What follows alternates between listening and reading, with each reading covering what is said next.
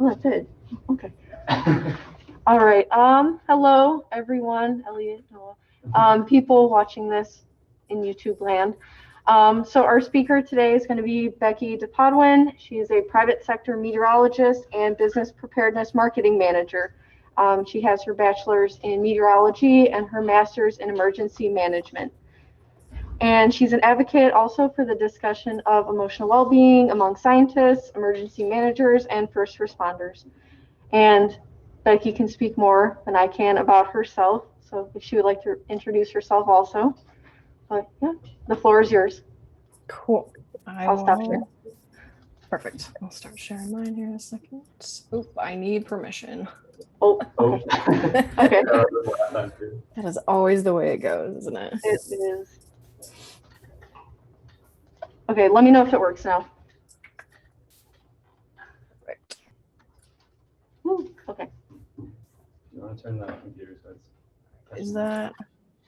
It is showing up. Okay. Is it the right one? Just to make sure. Yeah. I believe so, yes. Great. You went first, yeah. It's always embarrassing if you have the one that shows up with the notes and like people can like read your whole presentation before you even start. Awesome. Well, thanks for being here on this Tuesday evening. I appreciate the invitation to speak originally at last year's conference, and then of course virtually this year for your speaker series. I really like that you guys spread it out and kind of the show goes on, which is fantastic. And it looks like you've had a good first couple of speakers as well. So kudos to all the students and the faculty involved in the planning and the pivoting from year to year. So I'm Becky. I work at AccuWeather. I've been there for almost a decade. I'll get into that sort of my career path here in just a bit. So at conferences, speaking engagements like this, there's often a lot of talk of the science of meteorology. But tonight I'm here to talk to you about what it's like to be a meteorologist from both a private sector perspective, as well as the human side of the field. So the ups, the downs, the good, the difficult, and why talking about all that matters. I really believe in showing genuine personality, both online and in person, and that helps build the trust of those around you and those following you for weather information. So yes, we're meteorologists, forecasters, broadcasters, emergency managers, whatever path you're going to go down, but we're still humans first. We're humans who make mistakes, who have bad days, who have amazing days. We have friends, family, pets, hobbies. We're not one-dimensional robots who simply relay the weather and disaster information. There are actual Twitter bots for that. And your personality will be what sets you apart as a meteorologist on whatever that path is within the field or outside the field, whatever happens. So keep this thought in the back of your mind. What's unique about you that influences how you connect with others, and what will set you apart as a meteorologist? Your life and your career path will guide this. So let me share a little bit about mine and how certain events influence the meteorologist that I am today. So as I said, I've been in the field of meteorology for over a decade now. I'm coming up on my 10-year anniversary of graduation from undergrad, which is a bit of a hard pill to swallow. But even when I was still an undergrad, I had the fortunate opportunity to start with a small weather company in Cheyenne, Wyoming called DayWeather. They did newspaper forecasts, so like the weather pages that you would see in newspapers. I would compile all that information. I would write the little discussion blurb and then put the information together and send it out to our newspaper clients. And a little bit of radio broadcasting, which I did not like at the time. I was there for a few years, past graduation, about 9 months, and then I applied for and got a job at the AccuWeather Severe Weather Center located in Wichita, Kansas. I know we have a few Valpo grads who have worked there. Brad Edwards, I don't even know, several that were there even when I was there almost 7 years ago. I was raised in Colorado, and I can thank my crazy Colorado weather, especially March blizzards, for my interest in the weather at a pretty young age. I was a little jealous to have missed the blizzard that happened earlier this month. I don't know if you guys saw that, but it was a pretty historic storm, even for Colorado standards. Received my Bachelor of Science in Meteorology from the University of Northern Colorado in 2011. That was one of, I think, still only 2 schools in Colorado that have meteorology as an undergraduate program. Obviously, there's CSU and CU, but those are both just graduate still. So not a lot of options in Colorado. I did want to stay in state. And then 6 years after that, I got my master's in emergency management from Millersville here in Pennsylvania. And I'll talk about that time in between undergrad and grad school a little bit later on. Over the years, I've had the chance to represent AccuWeather at numerous conferences, and I've also facilitated several discussions talking about disaster mental health and trauma. Now, I didn't like radio broadcasting, but I do love podcasting, which is an interesting. Anyway, I don't know. One of those is easier to talk on, apparently. So I have had or been part of several podcasts over the years. I can list those out at the end if anybody wants to go take a listen. But I'm currently part of the Disaster Podcast, which is a group of former first responders, EMTs, emergency managers, and we just talk about everything disaster related. It's really interesting. I've learned a lot from them. I've also spoken at several congressional science briefings on the importance of weather warnings and emergency action plans for specifically hospitals and the healthcare industry. So that's a little bit intimidating, being in front of the podium there that says something congressional. I don't know. It was intimidating. And I'm super involved with an AMS, NWA, and now the International Association of Emergency Managers. And I'd like to think that I am bridging that gap between meteorology, risk communication, emergency, and business preparedness. So as I mentioned at the beginning, we all have events that shape us, help provide direction in our careers. We all became interested in the weather at different times. We had different things that influence us. Doesn't matter if you got interested in it as a child or if it's a much later thing. And however you arrived here is perfectly fine. I can't pinpoint a single event that piqued my interest in the weather. It sort of felt like it had always been there. I remember sitting when I was little, I would always sit with my dog. She was terrified of thunderstorms. And so whenever we had, evening overnight storms, I would sit at the window and just stare out at the lightning and have her in my lap and comfort her. It's like one of my favorite childhood memories. But there were several events that helped sort of adjust my focus within meteorology, and that ultimately drove me toward the field of meteorology and the public safety and service aspect of the field.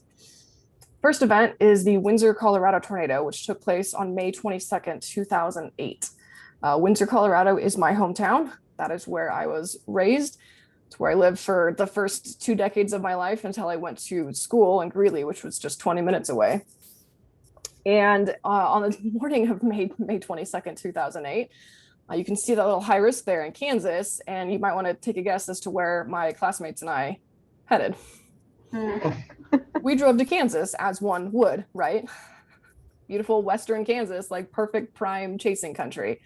And we're just crossing the state line from Colorado into Kansas, which from Greeley is about a 3-hour drive. It's a big state. And we start getting these texts of people saying, hey, there's a tornado like heading into town. There's a lot of hail. Like, where are you guys? And we're like, they're just messing with us. They know that we went to Kansas. Like, they're just pulling our leg. This is a funny joke. Haha. And then I got a call from my mom. And she's like, there's a lot of really big hail falling. I'm going to go outside and pick it up. And like, we don't have that great of tools. Like, even in 2008, we didn't have radar scope. I don't even remember what we had on us. I think we had maybe, mobile internet and like the National Weather Service radar. And so we have sort of an idea of what's happening. And in my mind, I was like, all right, well, big hail, that's usually what precedes a big tornado. So I'm yelling at my mom to take the dog, get back downstairs, go to the basement. And as it turns out, there was an EF2, EF3 that tracked northwest up the Front Range at about 11:30 in the morning. A very, very unusual event, to track that direction at that time of day, and to be that strength. Frankly, this tornado made me mad. It went into my hometown. It destroyed the homes of friends and family, people I'd known my whole life. The church that I grew up at was the staging area for the Red Cross and first responders. The stories that people told in the days that followed, I had gone back. Obviously, I went home the next day, and driving through town, I went back in the weeks that followed and helped clean up. And I talked to people. These are my friends. These are my neighbors. My parents' house, thankfully, only had significant hail damage. I say only, like, still pretty bad, but they were about a mile away from the tornado path. My piano teacher took almost a direct hit. She mentioned her piano being out of tune, which is something that's always stuck with me because of the low pressure of the tornado. And she was fastidious for keeping the piano in tune. So for it to suddenly be abruptly out of tune, you obviously knew there was a significant atmospheric, the low pressure. But seeing that damage in person left me incredibly emotionally and confused. I loved the weather, so much so that I was going to school to study it and focus on it for the rest of my life. But that weather had just destroyed so many homes and lives in my community. That's something that, meteorologists in Alabama, Oklahoma, Joplin, like the people are all too familiar with this. It's a really difficult thing to reconcile with. And in hindsight, it was also one of the first clues about how meteorology and disaster response can have an impact on our mental health. We don't just forecast weather disasters and deadly events. We forecast them with an understanding that human lives are going to be impacted in a negative way. And then sometimes we live through those events, and sometimes they impact those that we care about. So fast forward 4 years, I just moved to Wichita, Kansas. I'm living in Tornado Alley. Literally, I just moved 3 months prior to this event, and we're coming up on the anniversary tomorrow, actually. This is 2021. So hard to believe it's been 7, 10. I can do math. I can't do math at this point. 2012, 9 years. Got there eventually. It was hard to believe it's been almost 9 years since this event. I was looking back through my memories this morning and realizing that this event was only the fourth day 2 issuance of a high risk. And so we knew how bad this day had the potential to be. And unfortunately, it was a high risk that really lived up to its potential. I was living in a 2-story apartment complex. As you can see, this is not my building. This is one building over from mine. Nope, that direction. So the day before, I'm like, I'm in a 2-story apartment. I don't really know a lot. And so I go into the apartment complex management building and I'm like, hey, where should I take shelter? Do you guys have a communal shelter? What's the plan here? And I was sort of laughed at and told that tornadoes don't come into the city and they don't cross the Arkansas River. So I found out a lot of fun myths pretty early on, even living in the heart of Tornado Alley. And it was fascinating. And obviously, this is what happened the next day. An EF2, EF3 tracked directly into Wichita, directly over my apartment complex. That's EF2 damage at my complex. Thankfully, I just had mainly external damage. Thankfully, my cat, who was home alone at the time, was fine, although terrified. But it just astounded me. What did we need to do to better convey the threat when this outbreak was being discussed days in advance? It was incredibly well forecast. We knew where there was going to be long track tornadoes, and they panned out. And people didn't seem to care. Even 24, 15 hours beforehand, they were like, no, it's fine, doesn't happen here. This isn't Kansas. What did we need to do to really convey that risk? And so it was another event that helped sort of narrow my focus within meteorology to that public impact aspect, and kind of focusing on risk communication in a way that's truly actionable. So what does the path from graduation to speaking in front of congressional staffers look like? There's the podium. I thought I had a picture in here somewhere of that. Now, this isn't to actual Congress people, it's to their staffers. So slightly less intimidating, but still kind of a little bit. But I have moved, as I mentioned, I've moved several times in the past decade for both career and personal reasons. You guys may have to as well. And uprooting your life and moving to a place where you don't know anyone can be scary. I didn't know a single person in the city of Wichita, Kansas when I moved there. But it was also an opportunity to grow, to learn about a new place, to expand my horizons. I learned that Kansas is really, really flat, and coming from Colorado, probably wasn't going to last very long there. I need scenery, and I need woods, and I need places to hike. And Kansas had storms that were really nice, but not a lot of other things in terms of nature. But even still, getting out of your comfort zone can be a good thing. Plus getting to experience the weather in a lot of different places across the country. The wind in Cheyenne, Wyoming is also something else. I lived there. I worked there for 2 years, commuted, and then lived there for about 9 months. And the wind there is absolutely no joke. It will take your car door off in a heartbeat. Oh my God. But within AccuWeather, since I've been with the company for over 9 years, about 9.5 years at this point, I've had several different roles. from storm warning meteorologist, forecaster, blogger, digital media product manager, product training and support coordinator, and now a business preparedness content marketing manager. And two of my favorite things are collaboration and communication. And I'm fortunate that all of the jobs that I've held have centered around those things. So whether actively engaging with clients as a consultant on emergency preparedness insight, providing meteorological expertise on consumer-facing products, so the app, the website, to ensure the data that's presented there is presented in an understandable way and usable way, or writing content that explains the forecast in a way that inspires action ahead of impending hazards. I've always been in constant collaboration with those around me and constantly been working to improve my communication skills. And all those various roles, as well as living in various places, have taught me several different things.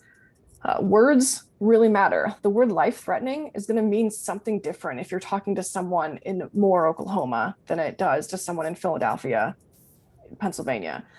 Life-threatening is something that people in cities that have been impacted by tornadoes take very, very seriously. Localisms matter when you're speaking to clients or on the radio. Remember one time I was speaking to a client in the Philadelphia region, and I was very new to Pennsylvania. And I referenced the city Reading, Pennsylvania, which is spelled R-E-A-D-I-N-G, and I pronounced it Reading, Pennsylvania, and immediately lost credibility because they knew I wasn't from the area. I didn't know well enough to know, what the localisms were of those cities. So that kind of thing matters, even if you're not from there, especially if you're on the radio. People on the radio want to think that you're in the next, house over pretty much. Communication is also a two-way street, and it's important to understand the needs and the risks of those who you're talking to. And clients can provide a lot of really important information before, during, and after an event. So before, obviously, you need to understand what they're most concerned about, what their risks are, do a vulnerability assessment, and help them with that. That's always a fun thing to do, I think. But then even during an event, if you're having a dialogue with them, they can tell you what's happening with the weather. And I think that's hugely important to understand, what are they seeing? How are they perceiving it? How are they then acting on it?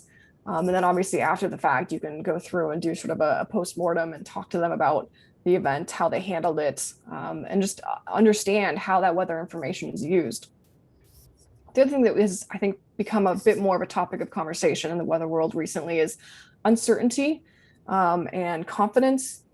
And I think it's something that we struggle with, right? Like we can't even agree on what the definition of pop is, the probability of precip. So how do we convey that in a way that's truly meaningful? I think it's important to focus on what is known, not so much on what is not known, but even more importantly, focusing on the impacts. So, 60% chance of severe thunderstorms. Well, great. What are the impacts of those storms going to be should someone be affected by one? Same with, hurricanes, major winter storms. We found that clients care a lot less about the actual amounts, which is something that obviously meteorologists tend to really hone in on. Clients don't really care about the amounts as much. They care about start and end time, and they care about if it's gonna impact the roads and how much they're gonna need to plow. After a certain amount, it's not that important to them what the end number is. But all those different roles outside of obviously the direct being a meteorologist or an operational forecaster really forced me to take a step back from my meteorology brain and think about how other people view and process that weather information. When I first started in the field, I was not involved in AMS or NWA. And looking back, I really wish I had maintained that professional connection from the start. So this is like a local student run associated with Valpo chapter, which is fantastic. I don't know how widespread it is, but I think it's really, really awesome that you guys have this chapter, that it's active, that you're, taking part and involved and hosting things. There's such a broad range of expertise and insight within the field, and hosting events like this really, I think, helps broaden students' perspective on what there can be out there, and as does going to conferences when we're able to, but hopefully some of you were able to virtually attend AMS and NWA and get something out of that. There's always things to be learned from people, and there's always a lot more that I've even had my eyes open to of jobs in the field and things that people are doing that I had no idea even existed before I was involved. So I mentioned collaboration and communication as part of all the roles that I've held and something that I'm passionate about. That also applies to the weather enterprise as a whole. All the different sectors, so academia, private, public, broadcast, all of those sectors play an important and vital role in protecting lives and property. And it's really, I think, necessary to understand how each of those sectors work together to reach that goal. So bringing people together to have those open discussions and truly listen and hear one another is critical to the future of the enterprise. These pictures are all from various events, workshops, panel sessions, weather Twitter meetups, the American Meteorological Society Early Career Leadership Academy on the lower right. But all these sessions include diverse groups of people from different sectors, from mid, early, late career. And all of these events have just held such wonderful conversations and connection. And, I've connected with people that I'm still friends with today and really count on to help me with my understanding of how the weather enterprise works. So we really truly are a community, and these pictures show that. And I really encourage all of you to stay involved in whatever capacity you're able to after graduation.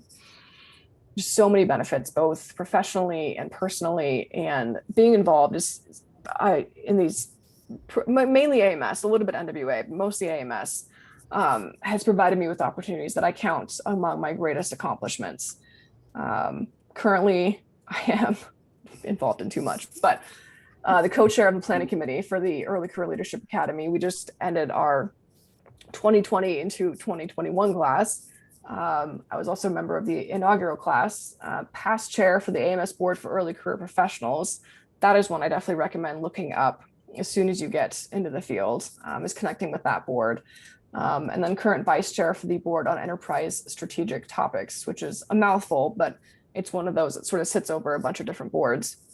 And basically focuses on connecting all the sectors together in a meaningful way, particularly at the symposium at the annual meeting. The other thing that I've come to realize being involved in these societies and getting to know people across the enterprise is that it's allowed me to realize that I'm not the only one who struggles, whether it be with depression, with anxiety, insomnia, imposter syndrome, whatever it may be. Meteorologists forecast by nature, as I mentioned earlier, directly influence the lives of others. And that's a responsibility that I don't think any of us take lightly. And this aspect of the job is greatly enhanced when we're forecasting for major weather disasters. These can be emotionally, physically, and mentally draining. And then even before we enter the field as professionals, as you guys are going through right now, we go through at least 4 years of math, physics, all levels of school that can be difficult and draining. And sometimes the support that we need isn't always there. I know when I was in undergrad, these conversations were not happening. I did not know that I was probably not the only one that was struggling with a lot. And then once you get into the graduate levels, academia, research can be really competitive and demanding. And then heading over to the operational side that I worked on for several years, we make predictions on a daily basis that could mean life or death, and then we watch those dramatic events unfold. And then sometimes meteorologists are facing this situation as it's unfolding in their very own backyard and forecasting for an event that is impacting them personally. Something we literally just witnessed firsthand a couple of weeks ago when we saw Span realize on the air that his home had taken a direct hit, and making sure his wife was okay. Outside of major weather events, there's still shift work, rotating or inconsistent schedules. Obviously, the weather never stops, and neither do we. What that can lead to is a lack of sleep, which then can in turn exacerbate underlying health issues, both physical and mental. And it's important to place focus on both of those things when coping with the impacts of shift work, which can mean anything from migraines, weight gain or weight loss, depression, memory issues, irritability, fatigue is kind of an obvious one. But for me, it was in the midst of shift work. I was working 2 a.m. start times, occasionally bouncing back to midnight start times, that I was diagnosed with depression. And to be clear, it's never just one thing that gets someone to that diagnosis. But for me, I really, really struggled to get enough sleep. And that lack of sleep really exacerbated some underlying symptoms. I would only get 2 to 3 hours, maybe 4 each night. It was a struggle. So it's important to figure out what you can do and what you can't do. Some people are great at shift work. They do it their whole life. It suits their schedule. They take it in stride. It works with their lifestyle. Others, like myself, struggle with it. And that's okay. And it was also during this time, this was once I was in Pennsylvania, that I realized I didn't actually love forecasting or operational meteorology. I know, shocking. That doesn't mean there's something wrong with me. It just means that I needed to figure out what the next sort of turn in the path was going to be. So that is when I started looking into grad school. So we were about 4 years past undergrad at this point. Took the GRE, hopefully that goes away soon, and eventually settled on and started the emergency management program in Millersville. It was one of those conversations that I had with myself of, why did I get into the field in the first place? What is, what's my why? Why am I doing this? And it all came back to the people, the impacts. This is, my parents' house, our neighbor's car, the tornadoes that I had seen, the conversations that I had had with people during major events.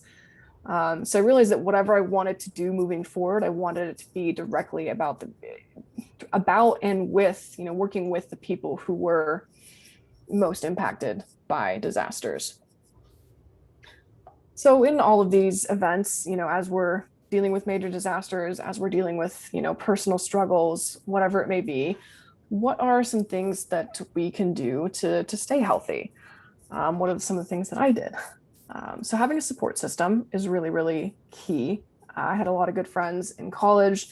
And then once I got out of college and into the real world, friends, not really my family, this isn't something we talk about, and that's fine. But colleagues, fellow students, a mentor, importantly for me, my therapist. I started seeing her pretty early on after moving to Pennsylvania because I realized I was struggling with some things personally, and the only person that I really knew here was my boyfriend, who's now my husband. But I also realized that I couldn't put everything on him. That wasn't fair to him. It wasn't fair to our relationship. So I started seeing a therapist who I am still seeing 6.5 years later. Not as often, but that's okay to have somebody that you can rely on to always be there in a very non-judgmental capacity. But having other people, your friends, family, people around you who know and understand you and care about you is really, really critical. They're going to know when to ask if you're okay. They're going to be there to listen, to talk, or help in whatever way they can. And as far as therapy, I didn't view it as getting help so much as just initiating a key aspect of my support system. And my therapist has been a critical part all this time. And there's a lot of people. There's my cats, I have friends, my husband, all important parts of it. But it is okay to ask for help. It is okay to take that next step. It's easier to do with someone you trust, but it's still not easy. I know how difficult it can be to ask for help when you're experiencing depression, anxiety, or imposter syndrome. The last thing that you want to do is admit that you don't have all the answers. But it's really, truly okay. And people are so much more understanding than you can imagine. People generally want to help, and truly no one but yourself expects you to have all of the answers, which is something that I still remind myself of a lot. Find balance in your life. Be well-rounded in things outside of meteorology. Don't let it be all-consuming, because there are going to be times where it will be by force during major weather events. And it's important to have an activity that will allow you to step away and refresh yourself. For me, that's getting outside and going on hikes, playing ultimate frisbee, reading a book, mostly getting outside in whatever capacity that looks like. But you are a meteorologist, we are meteorologists, scientists, but we're humans first. So don't be afraid to balance out that weather content and whatever it is with things that show your genuine self. So with friends, online, on social media, you don't have to be all weather all the time. And also recognize the impact that a significant event can have on you and your mental health. There can be an unspoken pressure to keep it all together during a major event. And there's certainly some amount of strength that's needed to persevere through a major event. I think, particularly if you're an on-air broadcaster, you have to have that, the stoic face. If you're, working an operational desk, you obviously don't want to let people down. And there will be, an amount of adrenaline that will help carry you through that. But if and when there's that moment of downtime, I think it's important to acknowledge the wide array of emotions that may be just under the surface. There's no right or wrong emotional response, especially when an event may be impacting you personally. It's really natural to feel anger, sadness, overwhelmed, or just emotional in general. That's how I felt after the Windsor tornado, after the Wichita tornado. It was a lot. It was a lot to take in. So figure out what your tell signs are when you're stressed, hurting, or overwhelmed. It could be irritability, anger, fatigue, physical symptoms. It's okay to limit media coverage of the events. I know when major weather events are ongoing, I still do it too. You scroll Twitter, you open RadarScope 20,000 times, you have on the Weather Channel. I get it, but it's okay to put everything down for a few minutes. When Hurricane Harvey was happening, I have a sister that lives just outside of Houston, and she was in an area that was in one of the bands that kept spinning up tornadoes, and she has 2 young kids, and it got to a point where she had to turn her phone off because the alerts were happening too constantly. It was too frequent, and it was going off all the time. So she started relying only on me to always be monitoring the radar and telling her when they actually needed to shelter. And if you've seen tornadoes spinning up in hurricane bands, they're very transient. Like, you look away for 5 minutes, you're probably going to miss one. And so for about 24 to 30 hours, I was pretty much constantly looking at the radar. And I remember finally when I could look away and I felt like she was going to be safe and then the worst threat had passed. Just how my brain felt and how my whole body felt after that was just such a relief. So take those breaks if and when you can. Take them, because again, you may be forced to be involved in something for an extended period of time because the weather is the weather. But don't be afraid to put the phone down, step away from the computer, if and when the opportunity presents itself. In a more professional environment, don't be afraid to self-advocate. You want to be the best team member, you want to be a productive member of your organization. So figure out what works for you and set those boundaries. Working with supervisors, talking with them. I hope that things have gotten a little more open in the past several years, and that we can have these conversations and that people are more willing to recognize that mental health matters just as much as physical health. Something else that's become a bit more of a conversation within the field lately has been imposter syndrome. I know I briefly touched on that a few minutes ago. But what it is to me is catastrophizing things, a lot of things, silly things, smallest mistake, comment, oversight, odd situation just gets magnified 1,000 times in my brain. Someone didn't text me back. Oh, they must think I'm worthless and not even worth responding to. I wasn't included in a meeting. Guess my opinion isn't relevant. Someone makes a negative comment about me or about something that I worked hard on. Gosh, I'm a joke. Why do I even try? And it's that perception or the fear of how we are perceived that can be really, really difficult to overcome. I love this, the dinos in comments. No, I'm certain I'm terrible. And there's that, how people perceive you. It's a really kind of ingrained thing. And there also tends to be this mentality of, oh, toughen up. We went through it, so you need to too. What that leads to is people being afraid to speak up and afraid to ask for help because we're afraid of being perceived as weak. We're not able to do what's needed, or we're afraid of failing. Failing is not this negative thing that society has painted it to be. In academics, receiving grants is necessary, but in fact, about 90% of National Science Foundation proposals are not accepted for funding. I've seen a lot of people share lately as a kind of a more common thing, to share when they have gotten grants or awards, but then to also share the rejections, because it's an important process. You learn from that. We all have busted forecasts. We all have people who are quick to tell us how wrong we can be and still get paid. Ha ha ha. It's really easy to fall into the trap of dwelling on these failures and lose sight of everything we've accomplished. But trust me when I say, and I need to remind myself of this too, you've accomplished far more than you realize you have. And I really do hope that everyone who has gone through the past year can really look back and think about everything they've had to overcome this past year, everything that we've had to deal with. in a lot of different ways, a lot of really personal ways, and realize that even just being here today is an accomplishment. Just after it's been an incredibly difficult year for so many of us. So whenever that imposter syndrome hits, whenever those doubts creep in, just allow yourself to feel whatever that is you're feeling without judgment. Forgive yourself, have empathy for yourself. Remind yourself that you've had low moments before and you've gotten through them, gotten through this past year.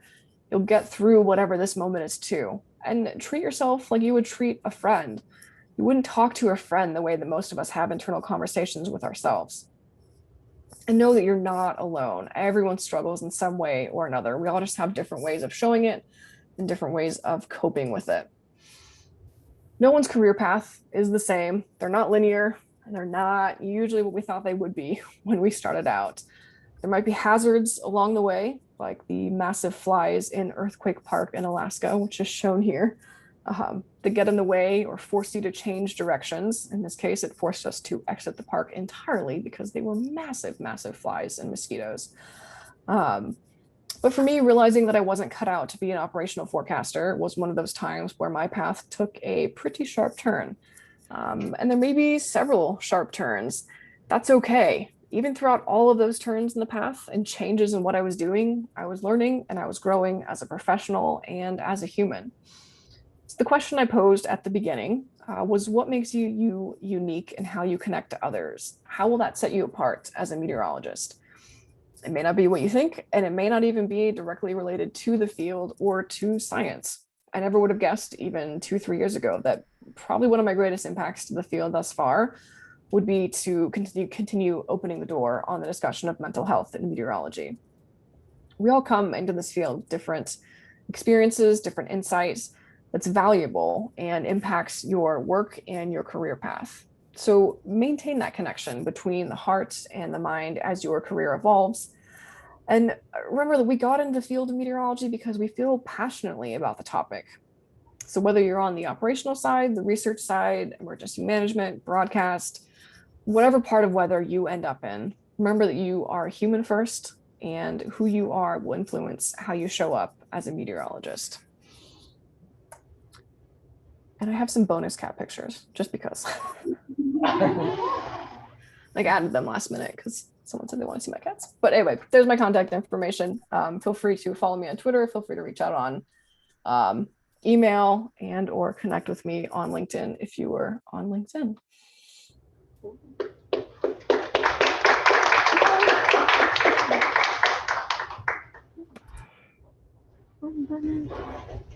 See the cats? Beautiful cats. Thank you so much, Becky. I think that was a really important discussion, especially surrounding mental health, especially. And I have to say, from when my dad talks about college, it's a much different atmosphere, I guess, now surrounding mental health compared to when he was. So. Yes, even 10 years has made a big difference. Yeah, I'm happy to answer any questions, to have a discussion. I'm happy to hang around for however long. If anyone has any questions, you could put it in the chat box or unmute if you're virtual. Anyone have any questions?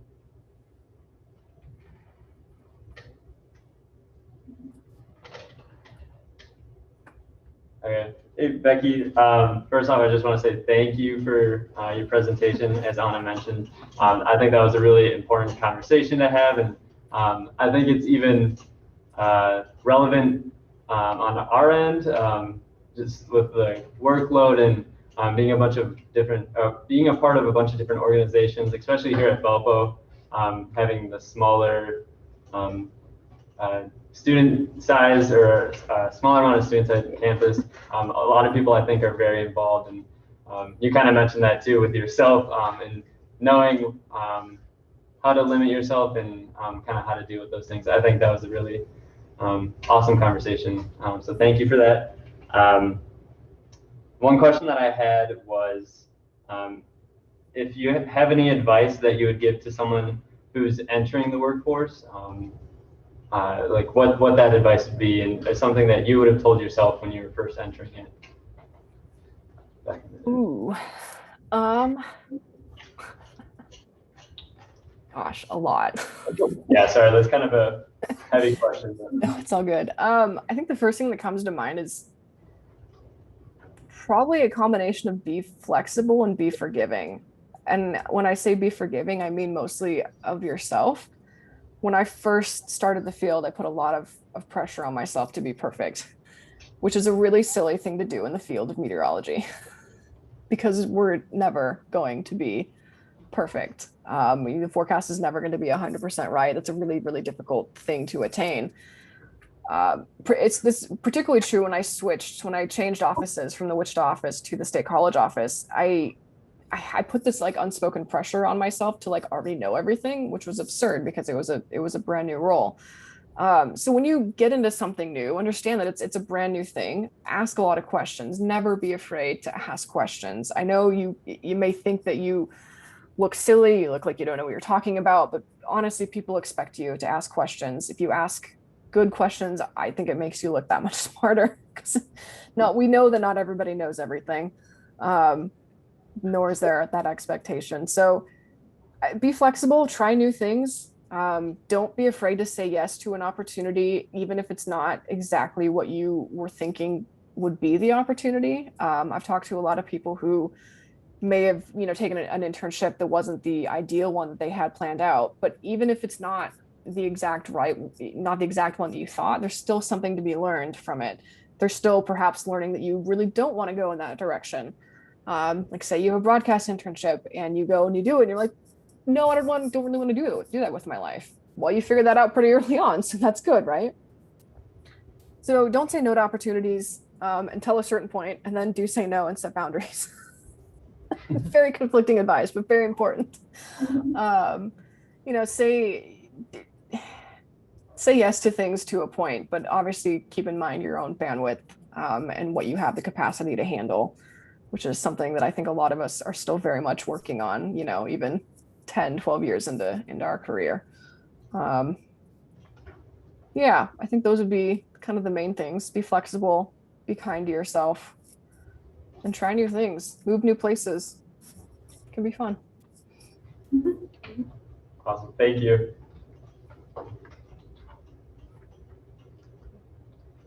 Oh, I see a hand. Yes. Question. What is your daily operations involved with your current position? Or what do you do on a daily basis? Good question. So right now I am a marketing manager for our business to business side.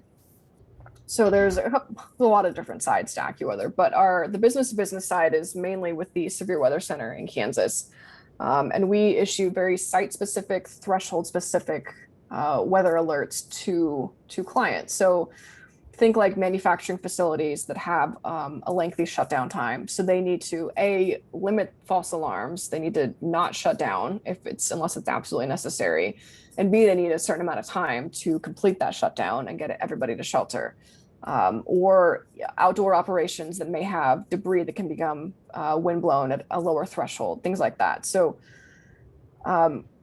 basically I've been on all different sides of this operation. I have been the storm warning meteorologist when I was in Kansas. But what I do now is write content to sort of tell stories and get people interested in the service. So I will write just general forecast pieces. I will write case studies about events that have happened and how our clients have handled them. We had one manufacturing facility that had a midnight tornado come very, very close to the facility, and they enacted their emergency plan perfectly. The alert that we issued was the trigger into that emergency action plan. They executed it and ended up saving money, saving lives. Everything was really, really good. So I will tell those kinds of stories. I'll help host webinars. I write collateral, which is just a fancy word for brochures. And I'm also a consultant for business preparedness.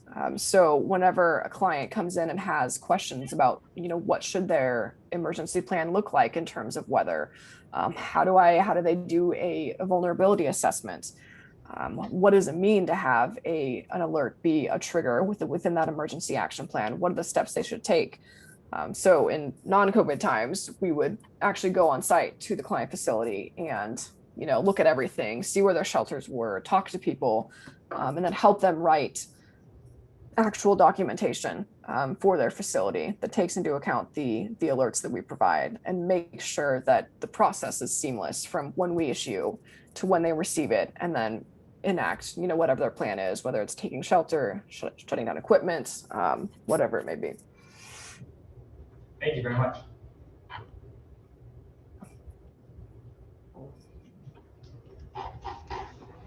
I'm actually interning this summer with the Wichita office. Oh, right So, on. Yep. So I'm really That's exciting. It's in person too, right? Yes. Oh, Yes. that's awesome. It's a really, really fun operation. Like, you're gonna have a good time. I loved my time there. It's definitely stressful. It's pretty fast paced. It's pretty high intensity, but it's a really, really fun group of people. So that's exciting. I'm happy for you. Thank you. I do have a question. Is there one moment, and it doesn't have to be like one specific, just like one moment in particular that kind of like made you realize like I'm on the right path, or like this is where I'm supposed to be? Ooh. If that makes sense. That's another heavy question. Yeah, let me think about that. I'm not sure there has been one, I'll be honest. It's been interesting, right? Because I've had like 6 or 7 different roles even within the same company. And so I feel like even 12 years into my career, I'm sort of still figuring out what that path looks like. Right. I think I'm honing it in, focusing on it. Visiting clients, I think, has been a really, really cool thing. Not last fall, 2 falls ago, late 2019, I got to visit a client, and we had a really, really good discussion. And I've hosted a couple of different like tabletop exercises, and getting those discussions going, and asking the right questions to get people to think about things in a way they haven't ever thought about them before. I think any of those conversations have sort of helped me realize, like, yeah, this is what made going back to school for a master's worth it. Having that understanding, and like sort of the technical knowledge of how to help people process that information, how to help them plan, how to, make sure that they are going to be safe and protected, and the people that they're in charge of know exactly what to do in the event of severe weather, and like knowing that they trust the service as well. I think you'll see it when you're in there, when you're in Kansas, how the service works. It's really, really incredible because it's so specific to their needs, to their site. And once people realize that, and once they trust it, you have a really good feeling that like they're going to be safe no matter what the event is. And I think that's a really good feeling. Awesome. Thank you. Also, when you showed the dinosaur comics, I follow that account on Twitter. Yeah, same. So- They're my favorite. Every love it. time I'm like, oh, that's me. Oh, cool. Yep. All right.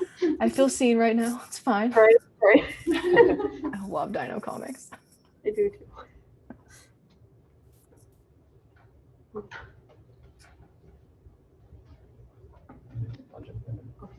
So you mentioned podcasts kind of at the beginning of your talk. So I've kind of gotten into them a little bit recently too, and I'm a big fan of Weather Hype, which I believe you've been a part of. And I don't know if you remember it all, but I think on that episode you talked about weather Twitter and kind of building a social media presence that's reflective of what you want it to be. So I don't know if you have any tips. I guess this is a two-parter. So tips on doing podcasts and kind of having that responsibility of sharing information on that platform, and then also just in general with social media. Any tips for like building a positive community? Oh, social media is such a double-edged sword sometimes. I've had a lot of good experiences, and I've had a lot of bad experiences. But Weather Hype is phenomenal. Castle and Min are 2 of my favorite people. Yeah, it's like I didn't start out trying to build a platform. Like that wasn't ever my sole intent. I did never want to. I'm not a broadcaster. So like that wasn't my goal. Wasn't to like have a platform. I just sort of started engaging, and I'll be honest. For a long time, for the first couple of years with weather Twitter, I felt like an imposter. I felt like I didn't belong because I am not someone that discusses weather in depth. I don't share models. I don't even look at models anymore. I don't forecast anymore. That was never something that I was really interested in. And so I didn't feel like I had anything to contribute until I sort of got more comfortable with myself and, figuring out what the things that I was good at communicating, which was the impacts. And so early on, particularly when I was in Wichita and still actually in the forecasting department, I would share more impact-based stuff, and that definitely got a little bit of traction. But then I think when things really started to take off was when I started just showing more human side, when I started talking about my struggle with depression, and I was amazed at how many people connected with that.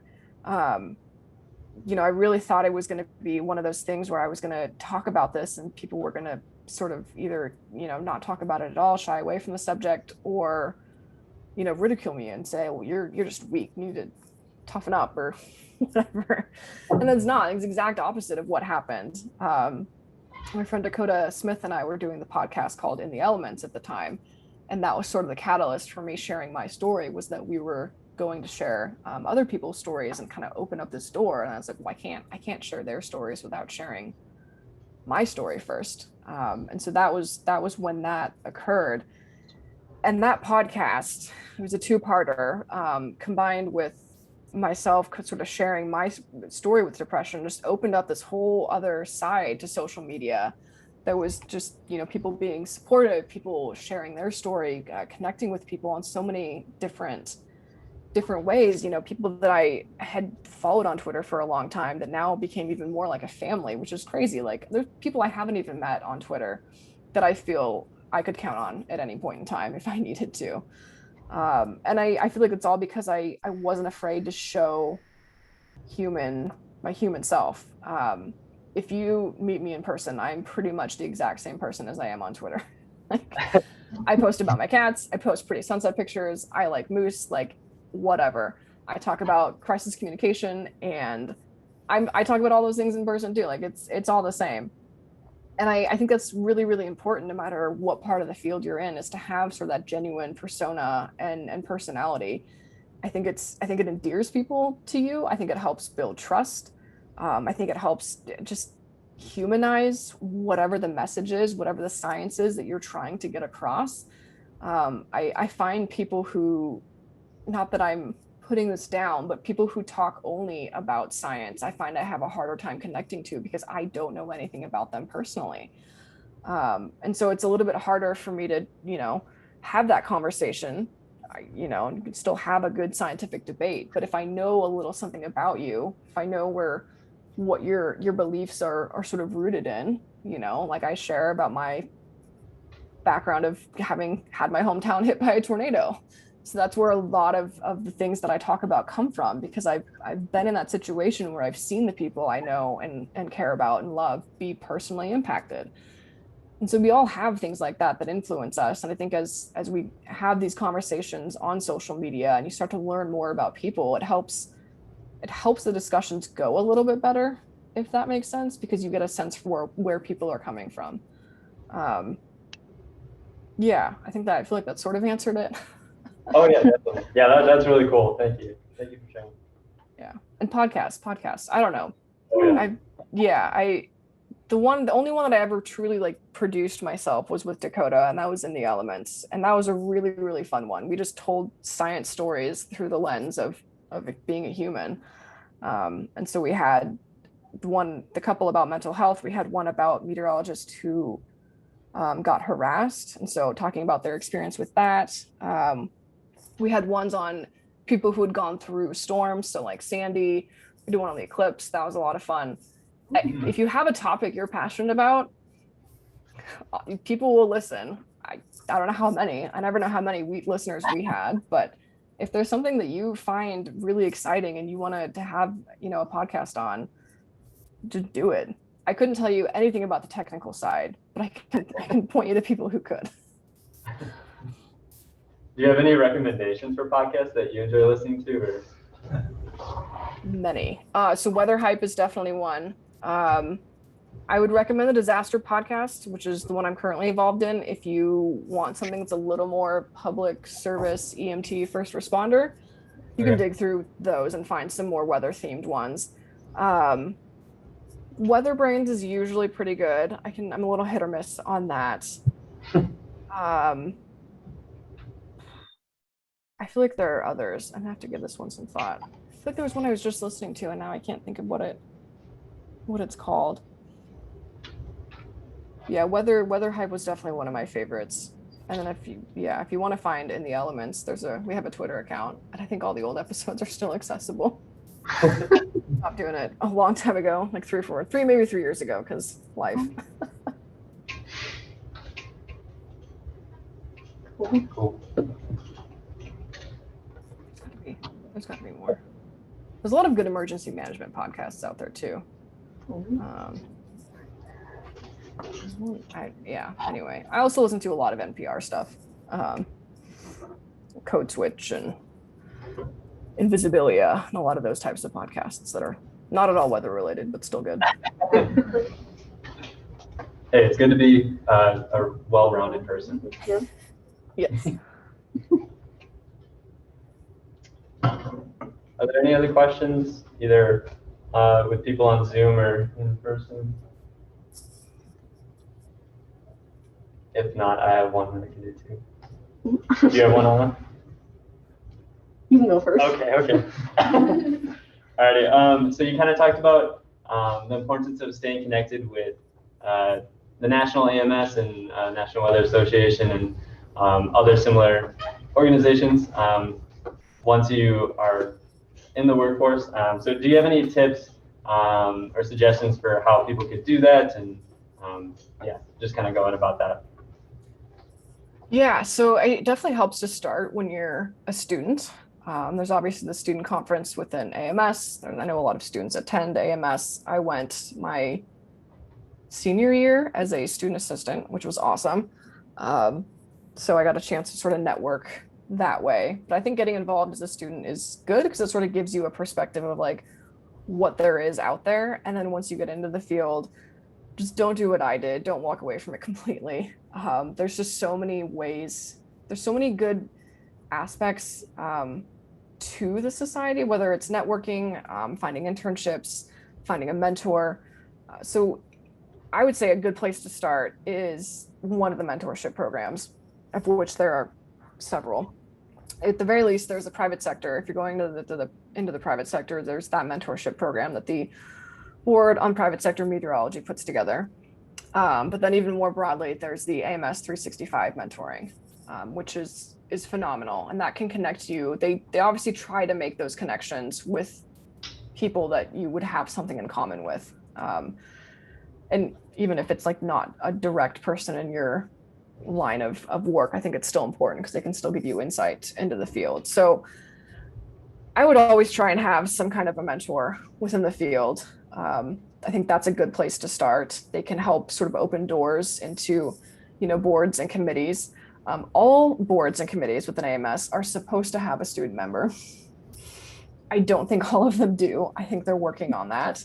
But if there is a board or committee that interests you, and there's probably one for almost every topic that you can possibly think of. There's like 100 and some, or some crazy high number. I would email the chair and say, hey, do you have a student member? Could I be your student member next year? Can you keep me in mind for future opportunities? Don't be afraid to email people. Do not be afraid to email the chair. That's literally why their email is on the website, is for people to get in touch. And it's an interesting mix, because like the board for early career professionals was really, really popular and always had a lot of people wanting to get on. And you have some boards that don't have hardly any participation and probably should and could be doing a lot more. So you never know what any particular board or committee will be like. So email the chair, just find out more information, sign up for mentorship programs, and if you can, go to conferences. If you can't swing the annual meeting, try to go to a smaller, more regional conference. So, the WAF NWP conference, broadcast conference, communications conference, there's at least, I don't know, 6, 7, 8 smaller ones held throughout the year at various places. So those may be a little more accessible. But even doing, again, things like this, getting involved in a local chapter once you're out of college can be really, really helpful, wherever that is. And talk to people at, whatever the organization is that you end up in, see if people there are involved in things. Just my biggest advice is don't walk away, especially now that they have the dues that are a bit more prorated. I think hopefully it's a little more affordable and accessible than it was when I was just starting out, because it was a finance thing. It was a cost I couldn't afford as a poor meteorologist. Unfortunately, this field is not really made of money. So. Awesome, thank you. Yeah, if you have any questions about anything AMS related, let me know. I know a lot of people within the organization. That's what happens once you get involved. I will warn you, once you get involved, you usually get really involved. I have another question. What would you say is your hope in the future, whether it's like short term or long term, in terms of like mental health in like our field, or just even in the STEM field, I guess? Ooh. There's what I hope and there's what I think is realistic. It's tough, right? Because like I know on a realistic level that there's always going to be shift work and there's always going to be the need for people to come in at all sorts of odd hours. And for me, that was a deal breaker. I couldn't do it. I hope, and I do see things changing, but I hope that places will treat mental health the exact same way they do physical health. I know we're working towards, we have unlimited sick days, which is great, right? Yeah. But it's only great if people also view mental health as being sick, right? And if also their supervisors view it that way and don't even bat an eye when someone says, hey, I'm sick, I need a mental health day, and that's like nothing that people are even fazed by. That's I think one hope, and that we normalize it to the point that it's treated the same way as having the flu would be. But I think there's also things that can be done for people who are doing shift work. I hopefully there's reasonable accommodations that can be made to help you come in maybe a few hours later, or not have these crazy rotating hours where you're coming in at 2 a.m. one week and 10 p.m. the next week, because that's frankly something that no one's body can handle very well. And I think as we start to get people in leadership positions who have been on the side of an operational forecaster, have worked the hours, as they start to realize, as they start to come into these leadership positions, and they know what it's like, that they're going to approach things, I guess, with a bit more empathy, and not saying, well, this is what I went through, so you have to too. That has to go away, and we're getting there. But unfortunately, it still does exist in some places where it's just sort of this old guard mentality of, you have to do it. You have to work these midnight shifts because that's just how it is. And that's dumb.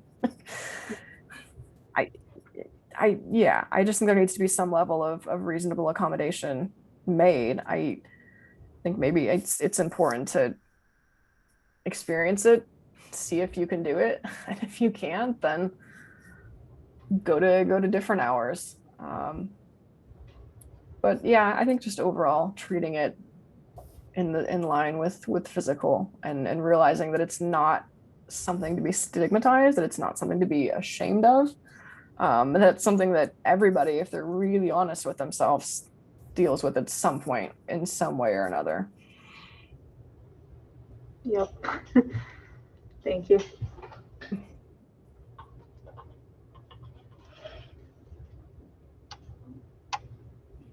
If there's not any more questions, thank you again, Becky, for speaking to us.